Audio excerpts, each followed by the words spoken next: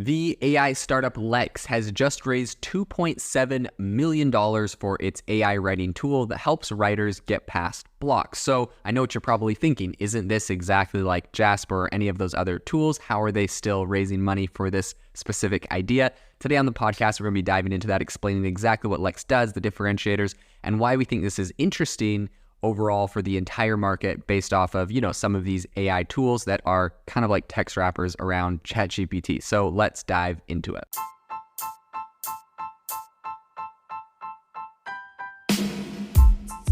Welcome to the AI Chat Podcast. I'm your host, Jaden Schaefer. Make sure that you go to aibox.ai, link in the show notes, to join the waitlist for our new AI platform. We're going to be launching an incredible platform that allows you to build anything you want with workflows in AI. So you're able to chain together ChatGPT and image generators and audio generators to make really powerful apps for your organization, or you can host them on our marketplace and actually generate royalties from them. So make sure to go to aibox.ai and join the waitlist. In addition, if you like the podcast, if you could do me a massive favor and please leave us a review on Apple or Spotify or wherever you listen to your podcast. This helps me be able to get better guests on here as they check the reviews to see how you guys are liking it. So if you could please do that, I would really, really appreciate it. Have you ever wanted to start your own podcast? I record and publish podcasts on a platform called Spotify for Podcasters, and I absolutely love it. Essentially, you can upload from your phone or computer, and it distributes to every platform that plays podcasts. They support video podcasts, and you can make money on the platform with ads or even podcast subscriptions, something that has made my life so much easier as a podcaster. So if you're interested, I highly recommend you give it a try. You can download the Spotify for Podcast app or go to spotify.com/podcasters to get started on your podcast today. Lex is the AI-powered writing tool, and it recently announced, as I mentioned, a $2.75 million seed funding round led by True Ventures. So True Ventures, very solid venture firm. A lot of people are asking, why did they invest into this company when this is, very similar to a concept like Jasper? This is like, there's not a lot of wow factor to an AI, writing tool, essentially. Like that's just what ChatGPT does by default. Why would people use something like Lex? So essentially the platform emerged as a spinoff from Every, which is a subscription media service focused on technology and productivity. And this was co-founded by Lex's CEO, Nathan Bechez. And really it is targeting a digital savvy writing community that wasn't wholly adopted AI in their work yet. So Lex aims to redefine what a quote-unquote modern writing platform means by integrating AI into functionalities and kind of giving a really clean user interface. So Nathan Bechez explained that the integration of AI into writing tools represents a natural progression in the long arc of advancements in the practice of writing. This is really interesting, right? This is coming at the same time as the Writers Guild is holding a strike against AI content, and there's a lot of writers complaining about AI. And so Nathan Bechez thinks that, this is kind of the next step that writers actually need to embrace. So although AI technology has often been perceived as a potential threat to writers, Lex really kind of seeks to serve as an assistant that enhances and streamlines the writing process rather than replacing the actual writer. This is interesting. I think it's a happy concept, to be honest. I don't buy it. I think AI completely replaces the writer. You could still have a writer that gives like a 3-sentence prompt outlining exactly what they want it to write and in the same tone and style and whatever. But I think like beyond some like drop-down menus, which really doesn't even have to be a writer, it could be anybody. I think AI will completely replace it. So that's their theory. That's mine. Let's see which one actually plays out in the end. But the platform essentially brings to the table several features that are targeted at power users. So those who are engaged in intensive writing activities, the AI is activated when the user's writing process slows down or halts. So if you ever get stuck, the company guides, quote, just hit CMD plus enter or type plus and GPT-3 will fill in what it thinks should come next. So I hope they come up with other tools, because if it's just like, oh, gee, I can't think of what to say next. Like, dude, Google is going to integrate this into Google Docs. This is already in Gmail. Like, also, I don't know why they specifically say that like GPT-3 is going to fill in what it thinks should come next. Why can't they get GPT-4 on there? Whatever. I don't know. unimpressed up until this point, but let's keep going because maybe they have some redeeming qualities. Within the Lex interface, users can also utilize AI to ask questions within comments, request rewrites for making something more brief, or even generate headlines. Wow, generate headlines, make things more brief. What is this sounding like? Like literally just like ChatGPT. If they got money for literally doing exactly what ChatGPT has, but just like kind of slightly rebranded it and gave it a skin for like writers, they will have pulled off the ultimate heist. So congratulations to them. So while the AI generated outputs can occasionally produce inaccurate content, that's Bechez, who's their CEO, finds it, quote, really helpful for overcoming writer's block. The company also has plans to introduce more features that are going to rephrase sentences and generate summaries. Oh my gosh. So this is the thing that's crazy to me, is the fact that they're planning these new features that are going to rephrase sentences and generate summaries. Like, what do you mean planning them? Like, that literally already exists in ChatGPT. Like, you could just make it so you select it and have a drop-down button that you push go. It will take you, literally, you could have a developer implement that in 2 hours max.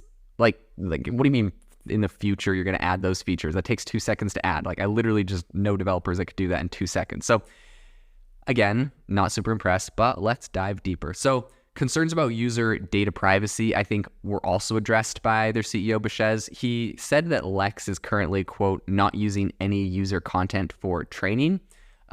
So should the company choose to fine-tune its models in the future, it promises to be transparent and careful about the types of data used for training, ensuring they meet most users' privacy needs. Okay, this is the most ludicrous thing I have ever heard, and this makes me so...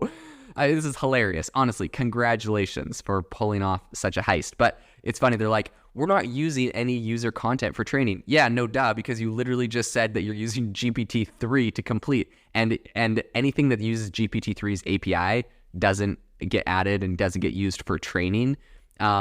So the fact that they're like, should the company choose to fine-tune its models in the future, it promises to be transparent and careful about the types of data used for training, blah, blah, blah. Pretty much what happens here is when you're doing this, because I've literally had all of these things I've had happen in startups I'm doing now, AI startups. But pretty much what happens is when you're grabbing the API call from like OpenAI, right? You give it to the user, you can still save it all on your own server, essentially, everything that's coming. And so you could theoretically use all of the back and forth, all of the questions and answers that are happening to fine-tune, to essentially do fine-tuning, right? So like ChatGPT even has, you like, a lot of people are just doing it with different third-party tools, but ChatGPT just announced that they're doing their own in-house fine-tuning of GPT-3.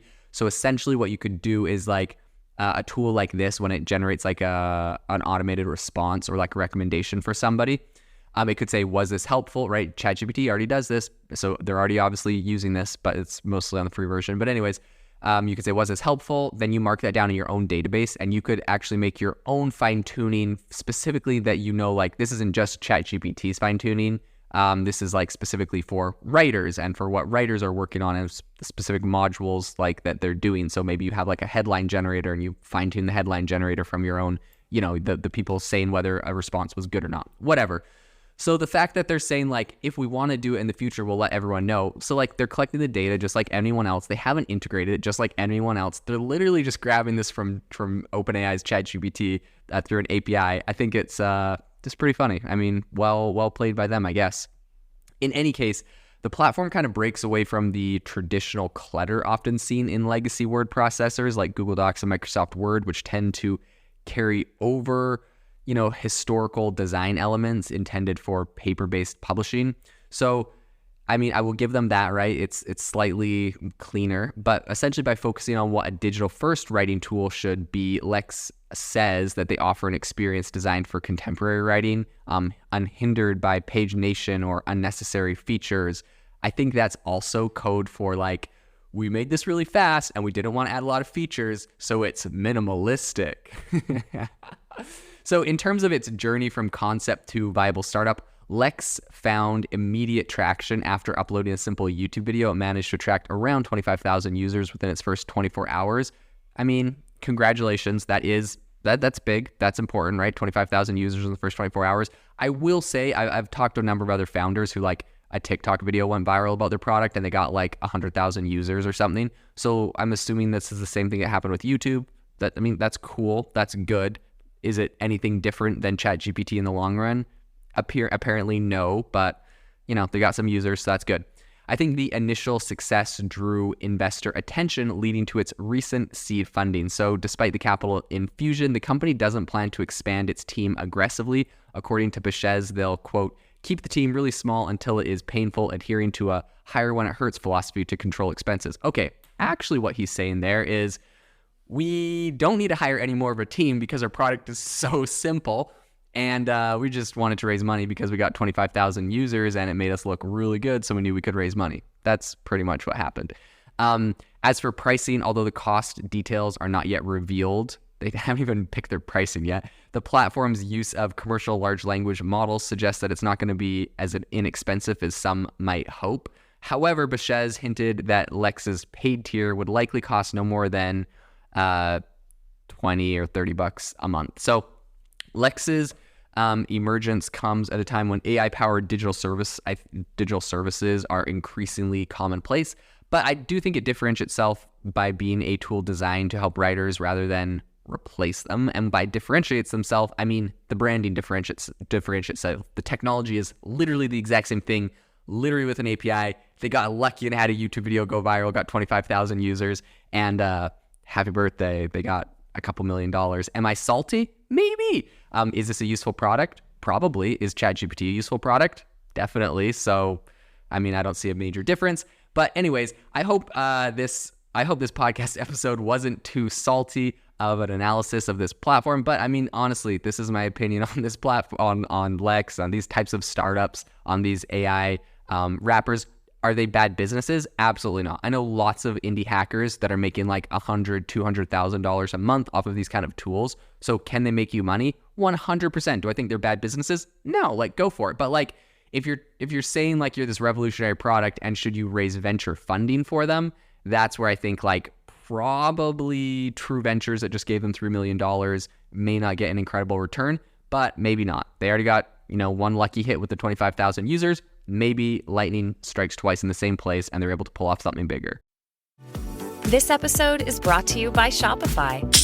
That's the sound of switching your business to Shopify, the global commerce platform that supercharges your selling. Harness the best converting checkout and same intuitive features, trusted apps, and powerful analytics used by the world's leading brands. Stop leaving sales on the table. Discover why millions trust Shopify to build, grow, and run their business. Sign up today for your $1 per month trial period at shopify.com/tech23.